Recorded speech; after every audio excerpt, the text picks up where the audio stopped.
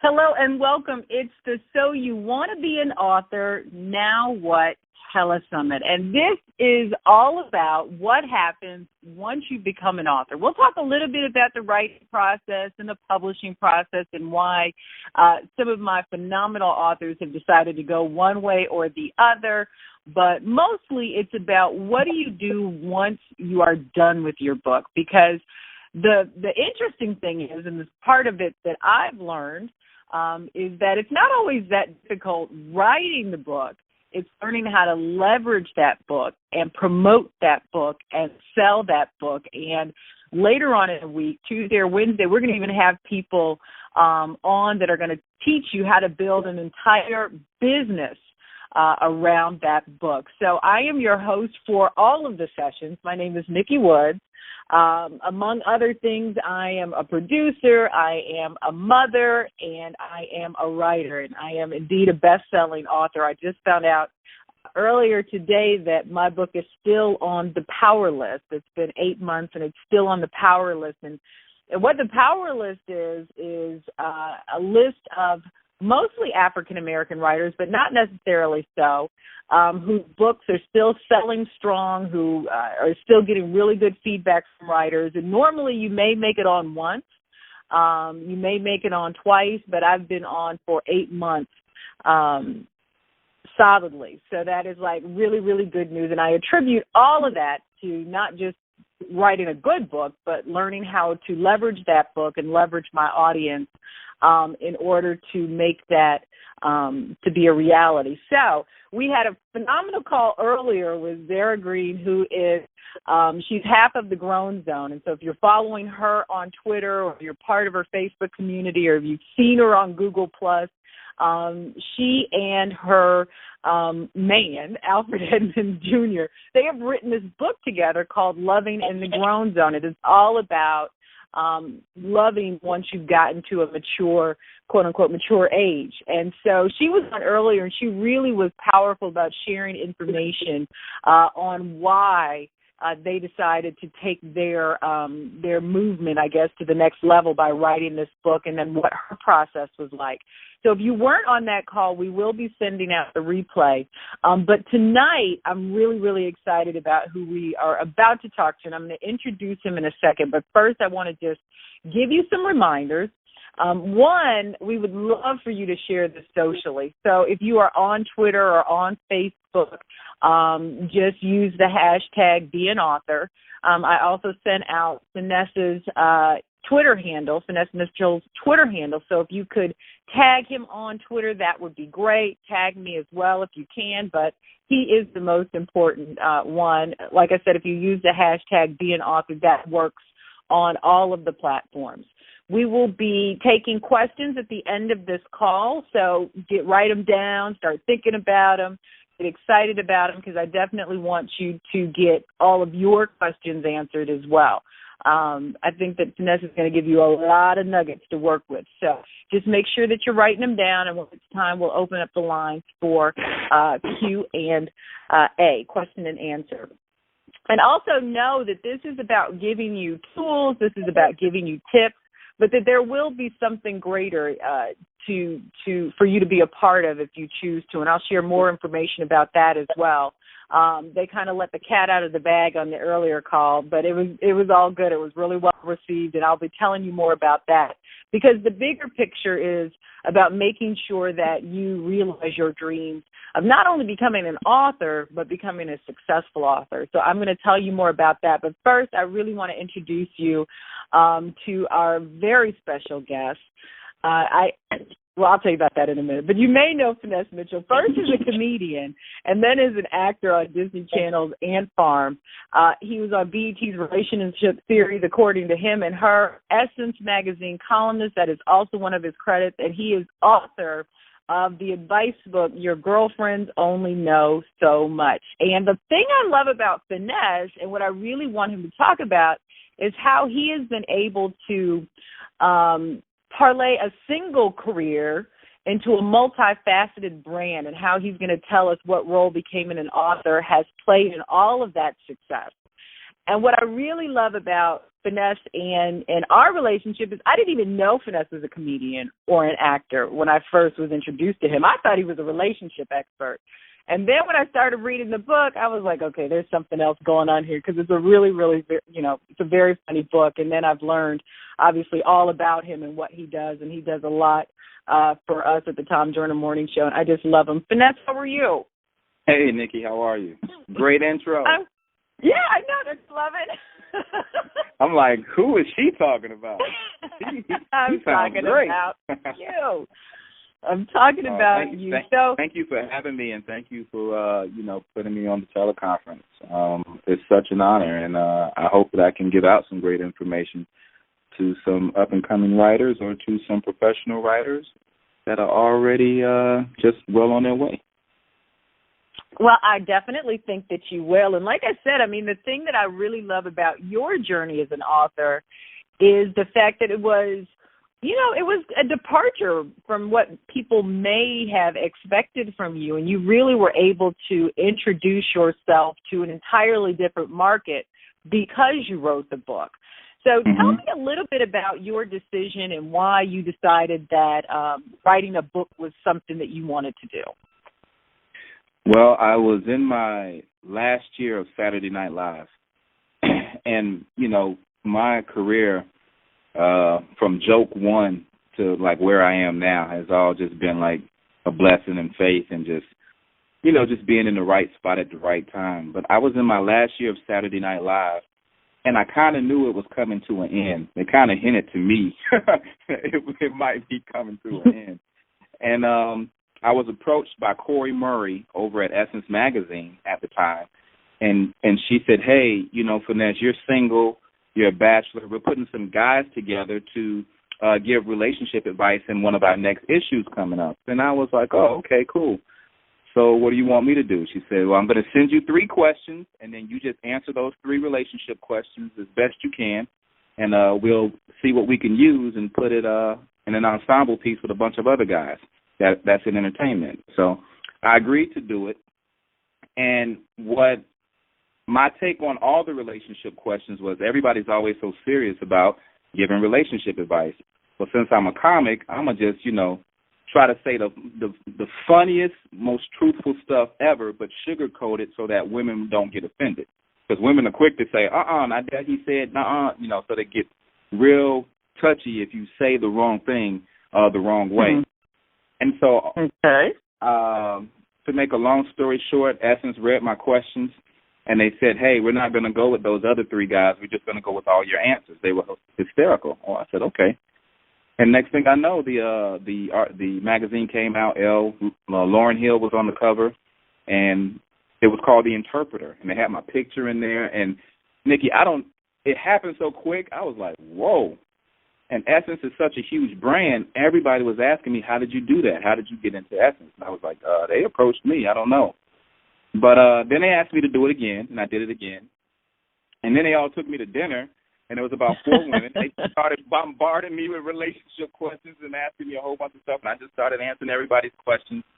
And so at the end of the dinner, they said, you know what, I do think he was writing all those answers. How would you like to have your own column? So I didn't even know they were kind of like interviewing me to see if I was actually writing down all these answers, because I hadn't met anybody. It was basically sight unseen. And next thing I know, Nikki, I had my own column in Essence Magazine called Oh Brother. And the success of that, maybe 6 months or 7 months into it, I was approached by a woman on the street of New York. She just came up to me. She recognized me. She said, Finesse Mitchell, this must be God. I said, why? What's up? She said, I am a book agent. I said, okay. She said, I'm a big fan of your column, Oh Brother, in Essence Magazine. I said, oh, okay, thanks. All right, cool. She said, how would you like to write a book? And I said, too busy. It probably takes a long time. Nah. And she literally talked me into it like, no, this would be great, Finesse. Just do more of what you're doing. It's so funny the way you combine the humor with the relationship advice. I have a vision for it. I just need you to hear me out. So actually it was somebody who was just as hungry as I was, but her field was, literature and the book business. And she, kind of believed in me saying, hey, you can write a book, because I was terrified. I was like, I've never written anything. And she put together an outline for me and just told me to, just fill in all the blanks of this outline that I needed for a book proposal. And I did it. And next thing I know, she submitted it to a couple of publishers.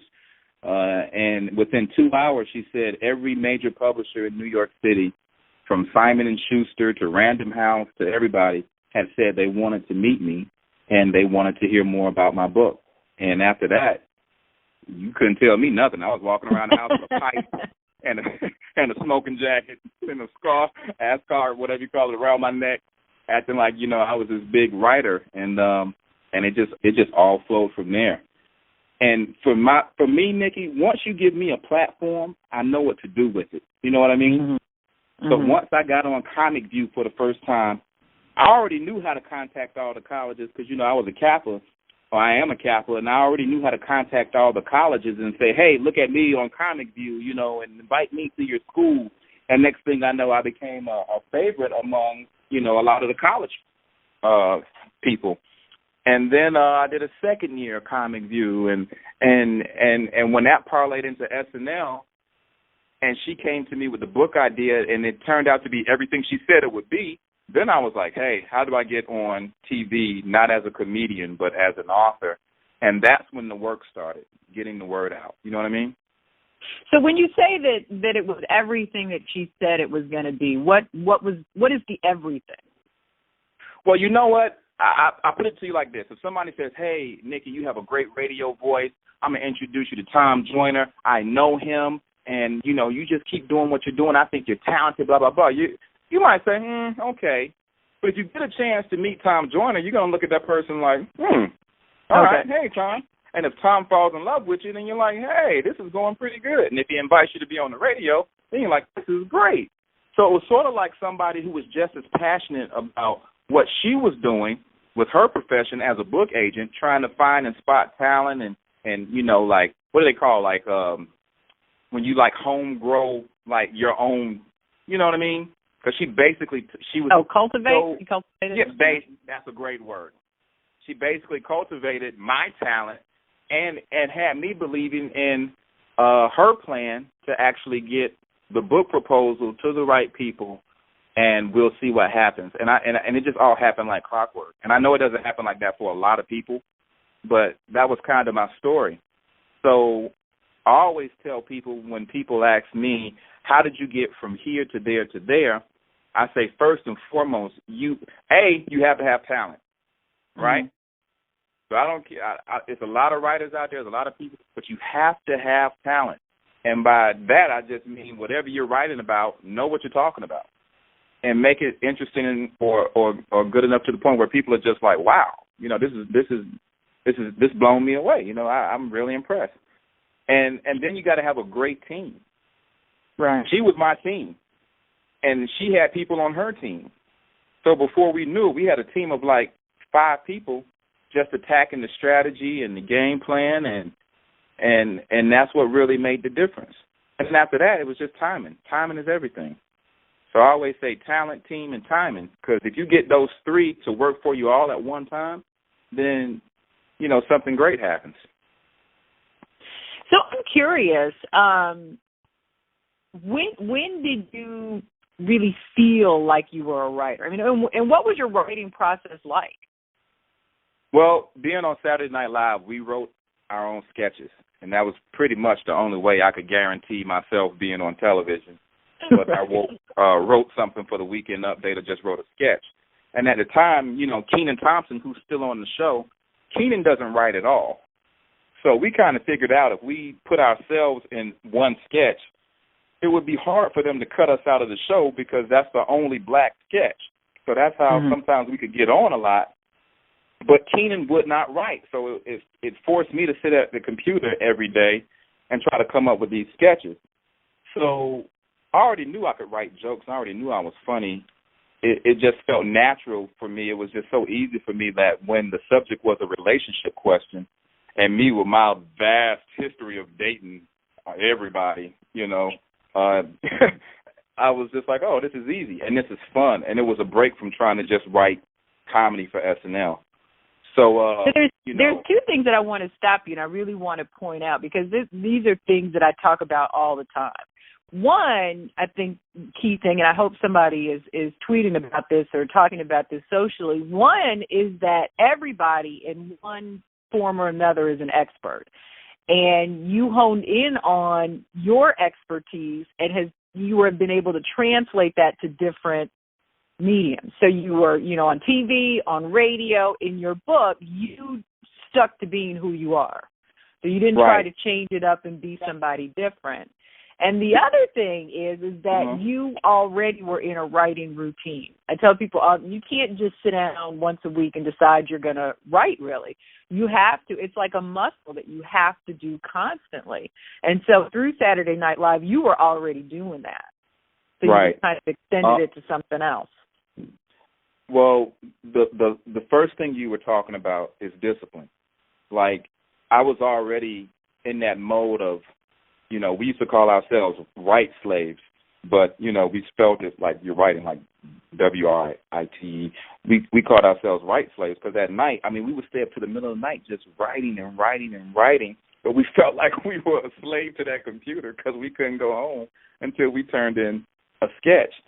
And so I used to always, I was just always in that mode. Like, and the season is so long for SNL. It's like from September to May. You almost feel like you're in college. So, when Essence did say, hey, this is the subject, this is the question, I need 500 words or less, man, I could knock that out so quick. And what my talent was not being a relationship expert, because nobody's really a relationship expert. Everybody goes through their ups and downs in relationships. You just tell your own story.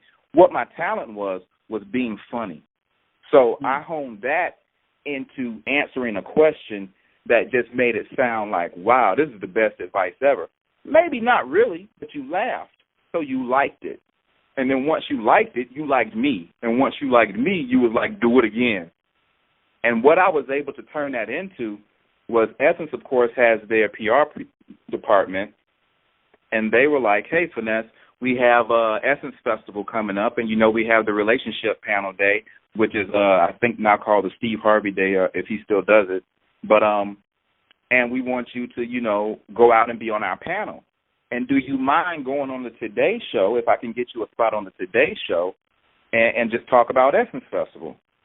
So it helped them that I was on SNL at the time, and the Today Show was on NBC. So they were like, yes, we'd love to have Finesse. So once everybody just started, like, what do you call it, like cross-promoting my new relationship book with the Essence Festival, with the Today Show being able to fill up some time on their show talking about something that's relevant that people love to hear about, which is relationships, that's when things really started to take off. And then that's when I was able to say, okay, Finesse, stay in your funny lane, but just answer the questions with common sense. And that's exactly how I started writing. So each chapter, no matter what the subject was, it's a hysterical chapter because it's not me trying to be an expert. It's actually me trying to tell you a joke, And so that's when I said, oh, okay, now I know what my style is. And that's when everybody just started inviting me on their shows. So the Tyra Banks show was really hot back then, and then the Jeff Probst show. And what I didn't know at the time was that everybody I was meeting, Nikki, on these talk shows, from the Today Show to the Tyra Banks show, these people were up-and-coming producers. So now, 5 to 8 years later, they're showrunners. So now every showrunner for a talk show, whether it's Ellen or the Steve Harvey show, Meredith Vieira, all of these producers behind the scenes were baby producers for Tyra back when she had her show. So it also made it very easy for me now to this day to call somebody and say, hey, I want to come on the show and talk about blah, blah, blah. And they say, oh, Finesse, we love you, because from back in the day, we've already cultivated those relationships. I've already kind of nurtured those relationships through the years. And that's what you do once your book is done. Once your book is done, that's when the work really starts, because anybody who read your book and loved your book, or who met you and loved you, but they haven't even read one thing you wrote, they just want to help you because they just think you're talented and believe in it, it becomes easier and easier. And your team or your branches, like I like to say, your tree gets bigger and bigger, and your branches are going everywhere because you've made these relationships. You know what I mean? No, absolutely. I tell people it's a 50-50. Once 50% of it is writing that book and making sure it's hot. The other 50% is getting out in that street and making sure people know you wrote a hot book.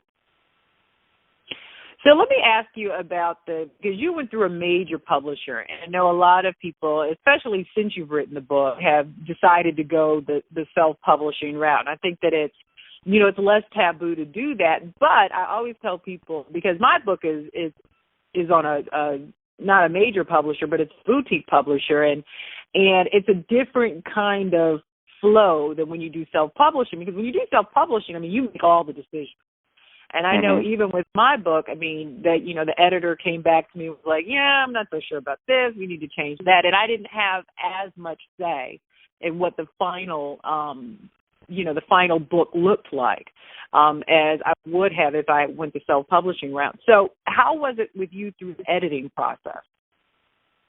Through the editing process? Yeah. My book was published through Simon & Schuster. In an imprint there called Simon Spotlight. And Simon Spotlight did the book He's Just Not That Into You. Huge success. Movie came out of it. Right. And so yeah. at the time when I say, my last T is tiny, at the time there was no black version to that book. And so somebody had invited me on a Cinemax show where it was four of us sitting around at a round table, but we were having cocktails, but we were talking about pop culture, and it was being filmed by Cinemax. And lo and behold, Nikki, when I tell you that probably 2 months earlier, when I was stopped on the street by the book agent who said, hey, we're going to write a book, 2 months later, in the process of me trying to write that book and get the book proposal together and the outline for it, I'm on this panel, I'm on this show talking about pop culture, and the person sitting to the left of me is the president of Simon Spotlight, and her name was Jen Bergstrom, and she's the one who did the book He's Just Not That Into You. Mm-hmm. So when we're going around introducing everybody in their credits and they say, hey, she's blah, blah, blah, blah, blah, and she's responsible for I was like, what? Hey, we need to talk, so I hit her with one of those. And so sometimes it's unprofessional to be like, oh, yeah, I'm going to write a book, and because she hears it all the time. But I said, I'm writing a relationship book. It's almost like He's Just Not That Into You, but it's the black version of blah, blah, blah. And she was just like, oh, okay, sure, just, let me know about it when it's done, da-da-da-da. I said, okay, cool. That was before the show. Nikki, by the time that show was over, of course, I had everybody in stitches. So she came up to me, and she was like, oh, my God, Finesse, I am crazy about you. Here's my card. Please email me first when that book proposal is done. I want to read it, blah, blah, blah, blah, blah. And that one meeting kind of set me up for the entire book deal, because once she wanted it and we sent it to everybody else, the book agent, whose name is Michaela Sands, she kind of did her thing, and she was leveraging everybody against everybody, where it was like a bidding war for a person who had never even written a book before. It was the most insane thing ever. And so, going the, big publishing route, they gave me a huge advance, and the only thing, well, not huge, but it was a lot of money, and the only thing that I had to do was just say yes or no.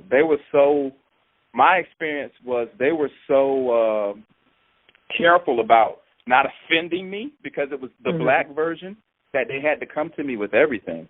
So other than not saying how we're going to market the book, they let me choose the cover, and they let me choose the idea for the cover and the wording, and all the way down to the color. I was so involved with everything. So it was a pretty dope experience for me. Yeah, that is an amazing experience. Because I know a lot of people, it doesn't happen for them like that, and the whole self-publishing route can be so hard because you're investing your own money, and then it's like, how do you get the word out? And the more books I give out, the more money it's actually costing me. So I know that route is hard as well, and unfortunately, I don't have I don't have a lot of advice, on that route because that wasn't the route I took, No, it's fine. We have other people that are going to be on that are self-published, but I think that, it's just a decision because like you, I chose not to self-publish actually the first 3 books because I just didn't feel like I knew enough. And with my schedule, I wasn't trying to learn that much, I guess.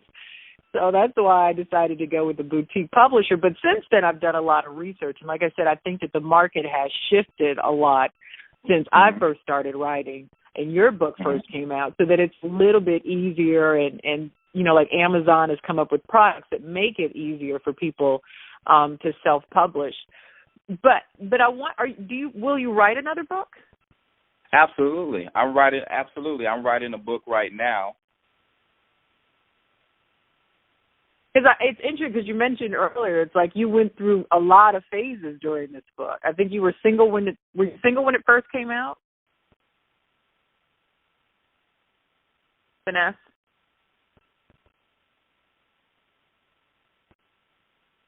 I don't know if I lost him, but I'll tell a little bit of the story until I see him pop back. But if I have my timeline correct, Finesse was single when he first started writing it, and then I think as the book came out and he was starting to market the book a little bit, he got married somewhere in there. And then not too long after that, I don't even think it was a year, he got divorced. And he has since gotten remarried. So I'm just, and this relationship seems to be doing really, really well. As he's expecting a baby, I think early 2015, maybe January or February. So I'm super excited to see, what could happen. It looks like we lost Finesse, so I'll let you know if he pops back on. So what we'll do, I guess in the meantime, is we can open it up for some questions.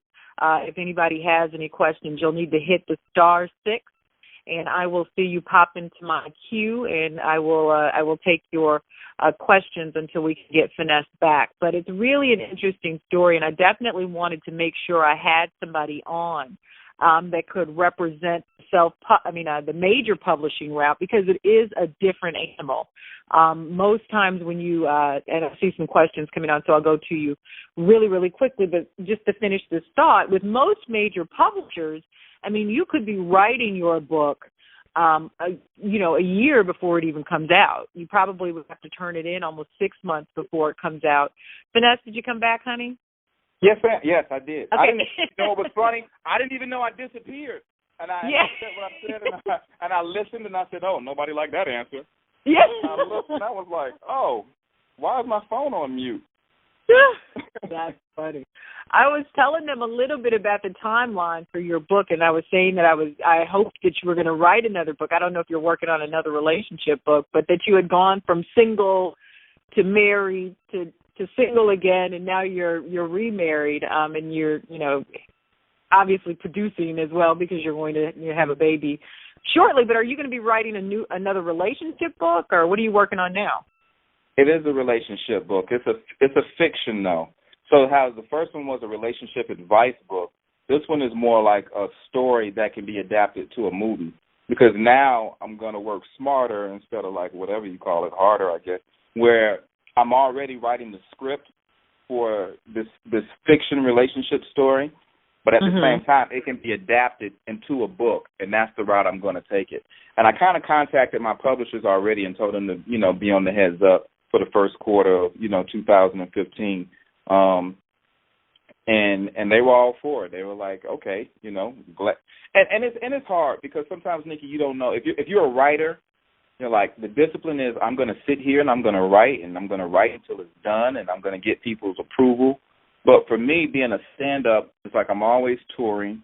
And then with being on the Disney Channel, I was either trying to learn a script or learn somebody else's work. And a lot of times trying to get that next big break, you're always reading scripts. So it's hard to write your own projects if you're trying to, have your irons in so many pots and so many fires. So with me, now I'm finally at a place where I do have, a little girl that's due in February. And so I have a lot of downtime, and I kind of set up my whole schedule where January, February, March, I'm not doing anything but hopefully, changing diapers and writing. you know, and then telling everybody to keep it down. Well, good luck with that one, because it doesn't really work. I know. Wishful thinking. I know. Yeah, it really is. But the great thing about touring, though, is that you do get to go to different hotel rooms and just be by yourself and just stare at that little desk and that computer staring back at you. So if you have the discipline to put the work in, and the timing is right, and by what I mean by the timing being right is that what do you call it? Your muse? Isn't that what you call it? Like when you just can't your stop inspiration, your creative inspiration. Yeah, your like muse. when you just can't you can't stop typing because it's just flowing. Everything is flowing. It's sounding great. You did 2 chapters in one night. I mean, sometimes you really have a great week like that, and then sometimes you sit in front of the computer and nothing magical happens, and then all of a sudden you walk away from it for like 2 months, and 2 months turns to 6 months. So you got to kind of, you know, be careful of that too, you know. Yeah, you got to push through. Let's take a few. We got a ton of people wanting to ask questions, so let's take some, and then we may come back to the conversation. But I'm going to take the first caller, 6011. You have a question? Sure. This is Leslie Griffin from Detroit. How's everybody? Hi, Leslie. Good. So my question is, how do you stop rewriting your book? I have a book that is complete, but I'm an avid reader, so I'm always reading other books, and then that gets me to going back to rewriting my book. I'm not pulling information, but my thoughts change, and it's like, oh, wow, well, yes, maybe I should have said that. So how do you gain the confidence to just have the book, and you send it to the editor, and you say, this is what, you know, we're going to let this fly? Okay, I always say 3 things. I say, know your subject. So whatever you're writing about, like whether it's your life or just something really specific, know your subject, because what you wrote the first time was probably really, really good and really detailed. Other than grammatical, if you're going back and just moving paragraphs around, that's fine. But if you are going and saying, oh, this can be better, and this, I can, you know, you'll never be done. So you have to know your subject, put everything down the way you want it, and then know your audience. Know who's going to be interested in that. So even when you let certain people read that book, it has to be certain people that'll be interested in that, so they can even give you an honest opinion. You know what I mean? Okay. And then lastly, and most important, Leslie, you got to know yourself. And what I mean by know yourself is that when you do read other people's stuff, it doesn't make you change what you were thinking the first time. See, you know what I mean? It doesn't make you rewrite your book because somebody else showed you a different point of view. Well, that's their point of view. And even though it may trigger something for you, you'll never be finished if you don't know, hey, Leslie's done with this book. And it's time for Leslie to move on to something else. Because once you get it published, they'll read it, and then they'll be the one to say, hey, why don't you do this or change this to this, da-da-da-da. But that's when it's already in a different process. Okay. That's very helpful. Right. Thank you. And I totally agree with Finesse. And I tell people all the time, I think that when you refuse to let a book go, it's out of fear. Not out of, trying to be perfect or perfect the book. It's just out of fear of putting it out there in the world. And when you keep trying to rewrite and because you're never going to be done. I look at never going to be done, and it's never going to be perfect. I have so many people asking me, Les, where's the book? Where's the book? Where's the book? And I think, like you said, Nikki, I am really, there are some apprehensions about putting the book out, because when it's out, then you're this expert.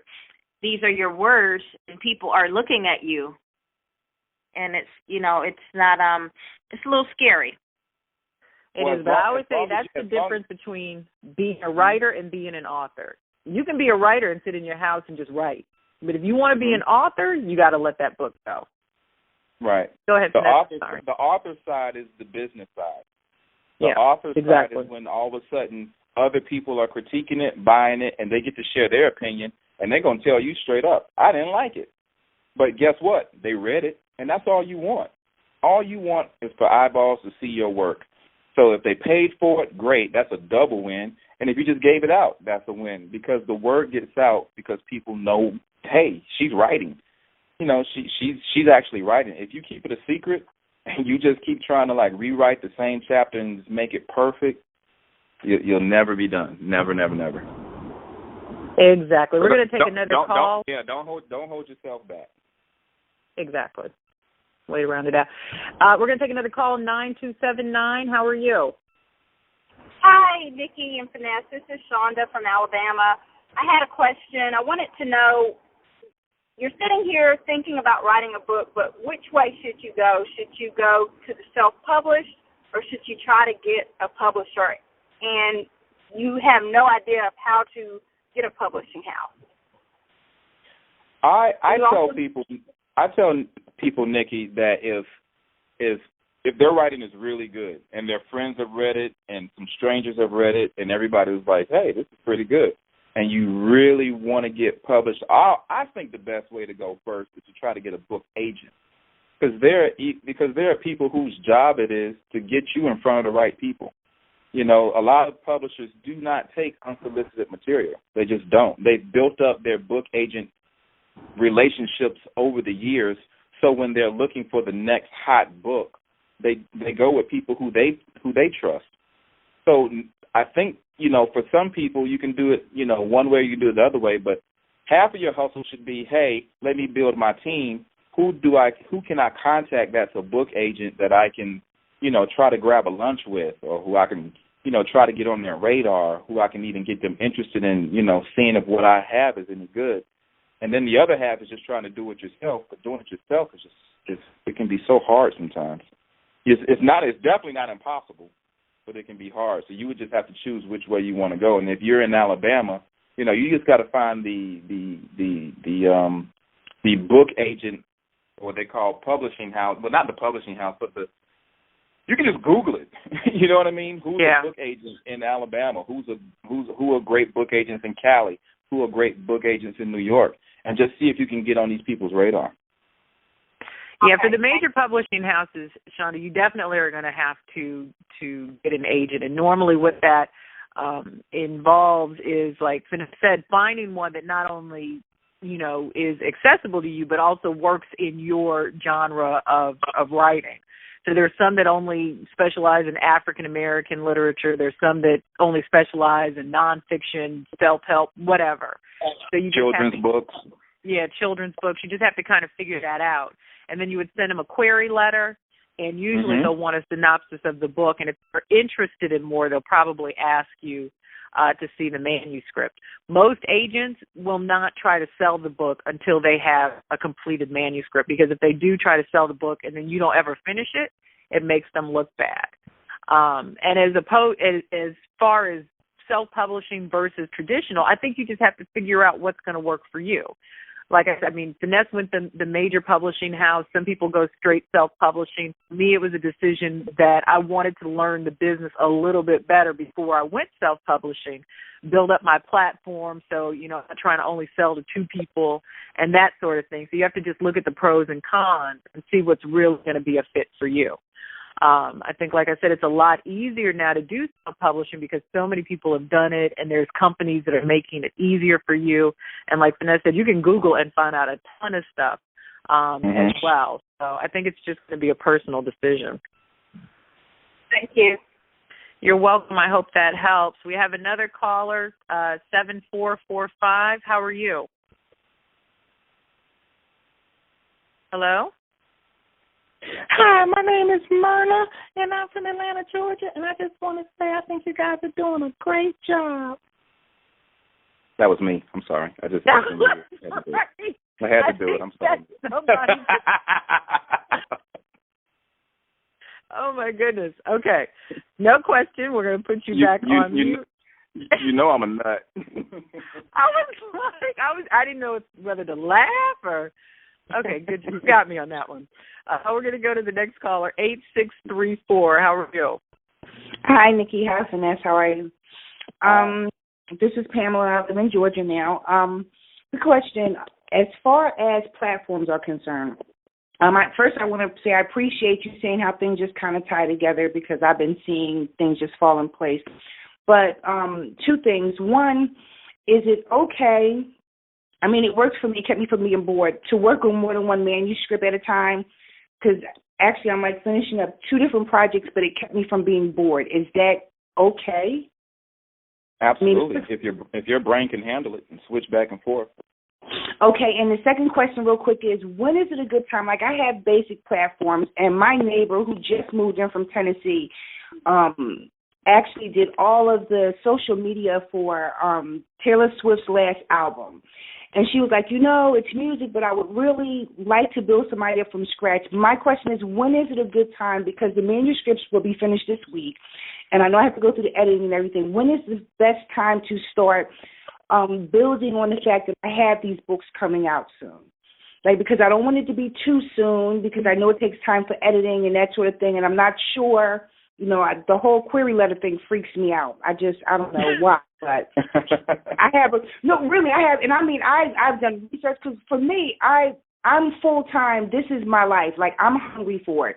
I live off of a partial pension at a young age, some would say, and this is my dream I'm going after. My children are grown now, but in the meantime, the query letter, I'm learning, the more I read, the better my vocabulary. These books are far better than the one that I had first self-published, and I learned from that. But when is a good time to, I guess, start, building on the platform that I already have to increase and say, okay, I have these books coming out without overkill? Because there are some people that have platforms, whether it's Facebook, Twitter, whatever, it becomes overkill because that's all you talk about.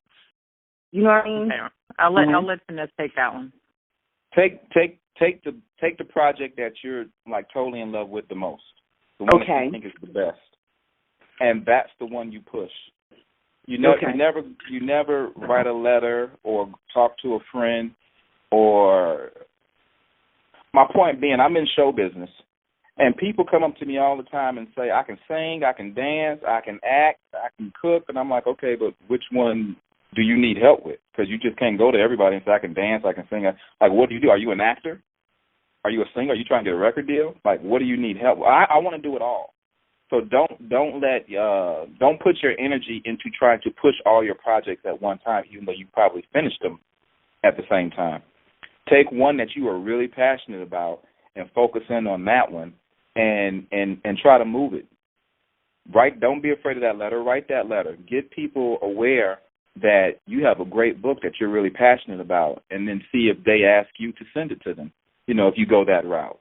And then keep nurturing your relationship with the person who has the Taylor Swift. Is it Taylor Swift?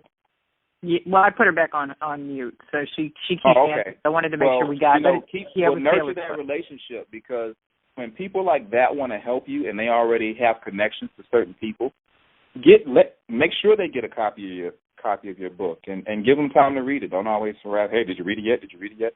But just get more fans about your work, but only push one project. And that way, once that project takes off, you could be in the meantime working on that other project that you kind of let sit on the back burner, so that when they say, what else you got, you already have something ready. Right, and I think I would just interject, and I think, Finesse, you can let me know if this is kind of something you do as well, but I think you're always developing your platform. Like, if my answer to that question you should have started a year ago. Because I think what helps you build your platform is for people to be genuinely engaged in who you are and what you're doing. So I think that Pam is, if I'm not mistaken, she's coming from a spiritual thing. So always sharing that spiritual inspiration, or like with you, always being funny and that sort of thing. And that's what helps grow your platform. So when you do have a project that you're trying to push, you have people that are genuinely interested and engaged and wanting to support you. I think my biggest beef with people who just jump on social media because they have a book or a CD or whatever is that they just jump on and they start trying to sell. And I don't think it's fun. That would be like me walking up to you in a grocery store and saying, buy my CD, and you don't have any idea who I am. So I encourage people to start right away. And you may not start talking about your book, but you may, like you mentioned earlier, just start talking about what's in the book. Just share that inspiration. Just be funny. Share relationship advice. Share financial advice. Whatever you're an expert or whatever the book is going to be about, just start sharing that. So when the book does come out, people are like, oh, okay. and they're ready to support you. I agree. And with social media nowadays, I mean, I can only imagine if, like, the authors nowadays, you know, from back in the day that would be kicking themselves because now they get to write something every day and build a fan base themselves. And people start following you and believing you and saying, hey, I really like this person's opinion and their voice and their commentary on certain things. You already have that homegrown fan base building up. So once your project does come out, and not two at one time, but the one you really like, you've already built them up for that and got them ready for that. You say, hey, it's like how rappers say, you know, I dropped 5 mixtapes, and now my CD is coming out on, you know, Arista Records Christmas Day. Well, you're going to go get it because you got the last 5 mix CDs. You know what I mean? Absolutely. Absolutely. Let's take another call. 2856, how are you? Hello, I think that's me. Hi, I'm Paula from New York. Can you guys hear me okay? Absolutely. Yes, ma'am. Okay, my question is, and I think you kind of answered it a little bit, in regards to us new writers, I'm unpublished, how soon do you think that we should start telling people that we are writers or putting the fact that we are in an attempt to write a book out there? Yeah, we kind of just covered it, but like Nikki had said, you know, the sooner the better. But I wouldn't necessarily say I'm writing a book. I would just say I'm a writer. Okay. I would just, because once you say I'm writing a book and you haven't finished that book and it's been 3 years, you got to stop playing it because nobody's going to read you. Yeah. But and how important would you guys say writing on other blogs, writing on blogs, or writing for writing communities would be in regards to your pursuit of being a writer/entrepreneur? Is that important, or just doing the work, just doing the book? Well, I think if you do have the time to find people out there, because social media makes it so easy for you to pinpoint whatever type of group of people you're looking for. I think it's very important to tap into those different type of outlets to let people know, A, you exist, B, you're writing, and this is your point of view. Like, okay. and like Nikki said earlier, it's a muscle. The more you write, the better you get at it, and all of a sudden, you know, even though you may get a setback on what you're going to write next, when you do know what you're going to write, it flows.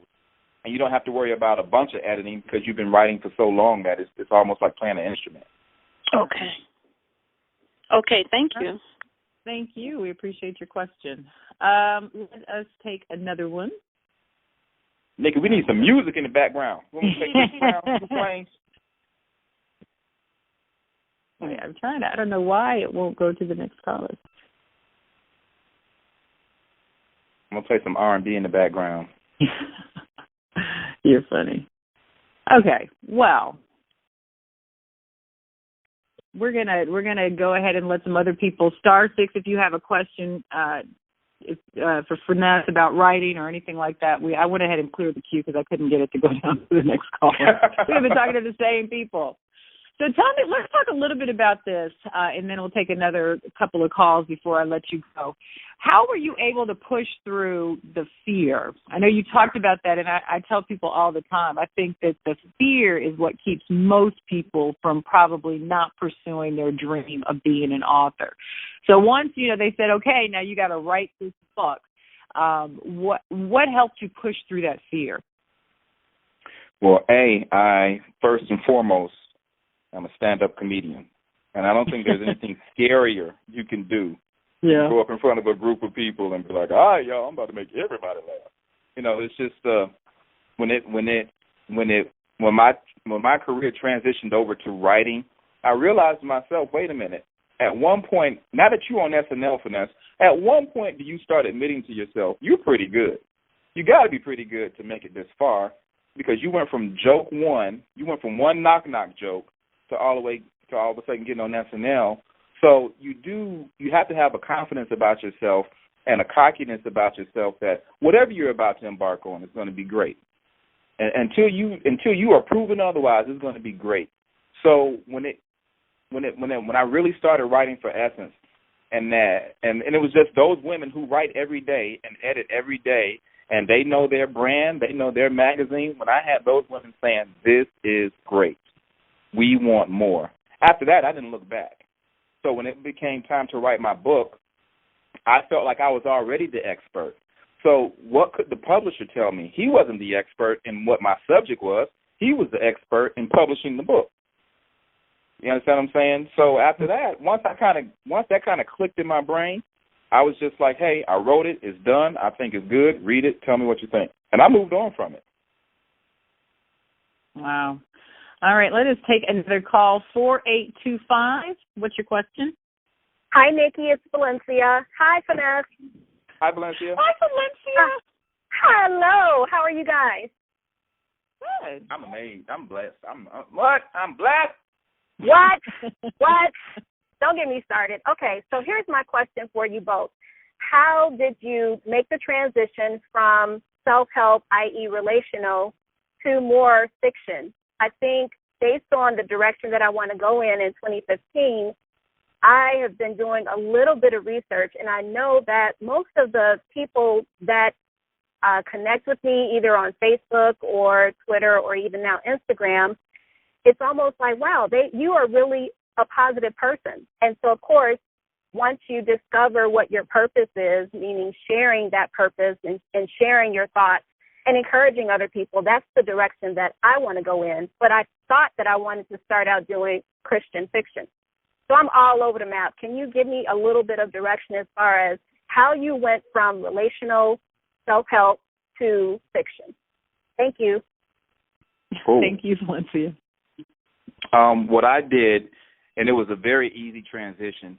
If you're one of those people, Valencia, that writes a bunch of inspirational tweets and messages on Facebook, and people hit a bunch of likes for you and all that stuff, and you know what you're saying is pretty, just really like inspirational. It's motivational. People like it. They connect with it.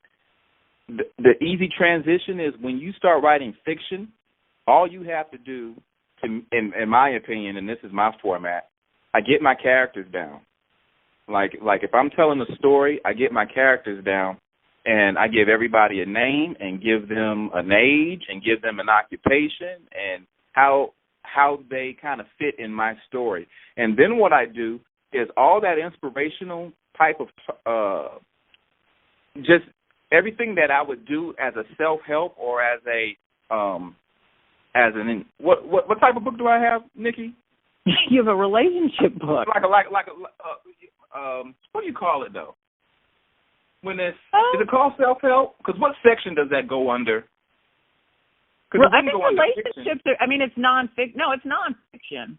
It's nonfiction, but I think it goes. But I think my books was always in the self-help section. Yeah, it may be under the big umbrella, and then more narrow to our relationships. I'm gonna go look. But what I'm actually trying to say is it's easy, Valencia, because all you have to do is just take those same words and just apply it to a specific person if you're going to start telling fiction stories. So you can tell a Christian story, and it can be a great story. It could be, this girl and that girl met here, and they work here, and da-da-da. But one character has to say this, and one character has to respond like this. And then that's when you make those people real. With I usually use people I know and personalities I know. But then when it's time for the dialogue, I actually put in their mouth the stuff that I would normally tweet and put on Facebook anyway. Does that make any sense? No, it makes a lot of sense. And I always tell people, I think that even in fiction, there are themes just like there would be in a nonfiction book. And just like you said, you just take what you would already say maybe and just apply it to a fictional storyline. And just say, hey, Grandmama Louise said blah, blah, blah, blah, blah. Yeah. And then Sister Kate replied blah, blah, blah, blah, blah. But it's all coming from you. Now you're just assigning them to the fictional characters you created. Right. And I don't think, and like I said, if you're doing your platform building right, I don't think that it will matter once you make the transition. And I know Valencia, and I've seen what she does on Twitter, and she's got a pretty good platform already. But, Finesse, I think that what people find is that when people are engaged in you or invested in you, that whatever project you come up with, like whether it's, Disney, Ant Farm, or whether it's a book, or whether it's a comedy show at the Improv, people support you. So it's not you have to kind of build a different platform. You just bank on what you've already built. Let's take one more quick question, and then we are going to end. 7697, you got a question? Hello, is that me? That's you. Oh, hi. I'm Yvonda. I'm from New Jersey. Hi, guys.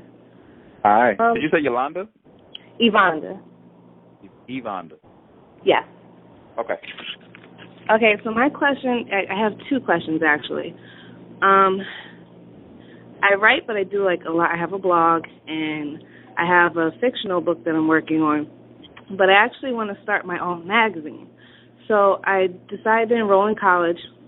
I'm actually sitting in the student lounge right now, but as I'm taking classes, I'm starting to think, do I really need to fully go through college? Because I'm taking Western civilization and statistics, and I'm like, this is not going to help me write my fictional book. Yes, it will. So that's my one question. Do you really think that having a college degree will make a difference? My second question, if I can throw it out there, and then I guess you guys can answer. You mentioned having a team around you, and I'm really I do everything myself. It's very hard for me to let somebody else take the reign of something because I always feel like it's not going to be done the way I could have done it if I did it myself. So how do you get to the point where you feel comfortable and you can trust other people to bring them in as your team, and what do you look for in having a team to help you build your writing platform? Well, first question is definitely graduate from college. You already done spent the money. They're going to already send you a student loan bill, so you might as well finish, right? I got lucky. I have financial aid, so I'm good with that part, but I get your point. Financial aid means you got to pay that back. That don't mean it's free. No. I'm on a grant. Praise Jesus. Okay, well, you still need to get your college education. Right. Definitely. Because I do stand-up comedy, and had I known, and I ask myself this all the time, Finesse, would you have a $65,000 student loan debt if you knew you were going to actually tell jokes for a living? You didn't necessarily need to go to college to get on the mic and just start telling jokes. But I think what makes my appeal so broad to a lot of audiences is that I did go to college and I was well-versed in, what did you say, Western civilization studies and this and that. Yes. So when it came to writing a joke, I can come from every type of direction because I did the actual reading in class where somebody exposed me to something new. So definitely just think yourself into school and more so absorbing yourself into the books and making good grades. Absorb yourself into the people around you because everybody is there trying to do something. So it's a great feeling coming out of college knowing this girl does this guy does this person, and you keep those relationships. And even when those people leave that city to go back to their hometown or to go wherever they're working, you guys have stayed connected through social media so that when you actually do put out something, even if it's a magazine, you have a support system because you went to school with all these people. A lot of people I went to college with are the main people that come out to support me at comedy shows and anything else I do. So that's why college is important. More so the relationships than the good grades, but definitely make good grades. Okay. And then the second part is a magazine. What you think about a magazine, Nikki? Well, what I would say is I wouldn't take on too much. I would focus on getting a project done. And I think that we get caught up in being busy as opposed to being productive. So I would focus on one thing. I mean, you already got a lot going on. You're trying to be Superwoman and doing it by yourself. You say people don't do it up to your standards, but I've learned because I'm the same way, but that's just controlling. Yeah, exactly. You have to build a support team, and that has been my hardest lesson. You will never be able to grow, I think, as a person or as a business if you don't surround yourself with people who have strengths that you don't have. So as much as you may know, you don't know everything. Just like I don't know everything, Finesse doesn't know everything. And he said he let the publishers do what the publishers do, and he did what a writer does. And you have to let everybody play their role. Kind of stay in your lane kind of thing. You got to stay in your lane. And you will find that a lot of people will want to help you, not necessarily for money, but for experience, for building their own resume, for, honing their own knowledge. A lot of people sacrifice just so that they can learn something. So it's not about paying people a lot of money, even though I think that once you start making money, you should compensate people for their talents. But in the beginning, find people who just want to support you as you support them. And I think that's really, really important. But you are going to have to build a team. You really are. You're going to have to build a team. Okay. And believe it or not, shout-outs go a long way. Yeah. You think sometimes that you have to pay people with money? No, you don't. They just want to be recognized that, they were a part of your team and you appreciated their effort to try to help you do something, And so a lot of times, I always say, hey, thanks to Nikki Woods for allowing me to be on the Tom Joyner Show. I ain't saying thank you to Tom Joyner. He ain't say he could put, Nikki made that happen. You know what I mean? So I always say, you always have to give people credit for just wanting to be involved, and always surround yourself with positive people who really believe that, whatever you say you're going to do it. Because you'll always get those people that go, why you want to do that? And you got to kind of distance yourself from those people when it comes to your project, when it comes to, something you really believe in. Because there's a lot of dream killers out there. And they'll just make you procrastinate and second guess yourself. But finding some good people that you can trust, and somebody is a good illustrator, somebody is a good promoter, somebody is a good publicist. Well, then don't try to tell those people too much on how you want it, because then there'll be no fun for them because you're not trusting them to do their job or do what they're good at. Absolutely right. You're good at writing a book, or creating a magazine. Yeah, that's absolutely right. But I would encourage you to finish something and just focus on first. That's another thing. Focus on first things first. Whatever is most important to you or what you're most passionate about, finish that and then move on to the magazine. But try to get something done so that finish starts school. to establish your credibility. Finish school. But then ask yourself this as a business person. Anytime you go into business, you want to ask yourself, what will be going on 5 years from now? Yeah. Not, how great of an idea it is right now. In 5 years from now, will people actually be going to the magazine stand and buying physical hard copies of magazines? Well, they're not doing that now. There are a lot of magazines right now that are building up their online presence because it's so expensive to actually keep a circulation going of people actually buying magazines. So you got to ask yourself, how can I get my voice out there? And in 5 years, will magazines still be the way people want to receive their information? Right. So very good advice. This hour just flew by, Mr. Mitchell, and so I definitely want to thank you. I mean, I know how valuable your time is, and I know you don't have a lot of it to spare, so I appreciate you always being willing to answer my call when I try to get you involved in this stuff. So I really appreciate you. Well, Nikki, I have learned so much from hearing your story and your path to being an author, because it's totally different from mine, and I'll probably go that route on my second book or my third book, and you'll be the person I call because I'll trust you enough, because we built a relationship over the years where you can school me on the way you did it, because whether you use a boutique agency, a publisher, or a super publisher like Random House or Simon & Schuster, or you self-publish, the first thing starts with finishing something that's just good. You believe in it, you think it's great, and you let enough people read it where they believe in it and they think it's great. And then you start, working smarter by contacting and looking for people who can actually help you and not think you have to do everything yourself. You need an investor? Find an investor. You need a publicist? Find a publicist. You need an illustrator or promoter? Find those people. Everybody's on social media right now. So you can connect to anybody through social media, and that's the one thing I want to leave people with. You can connect to anybody if you do it the right way, and then when you do get somebody's attention, you have something really good, and it didn't waste their time. They actually got excited about it. So that's my last little tidbit for everybody that tuned in this hour, and I want to say thank you for having me. Thank you. And that was phenomenal. Thank you. And I agree with everything you just said, and I think it was a great way to wrap up the call. We will have calls tomorrow at the same time, 1 p.m. Eastern and 7 p.m. Eastern.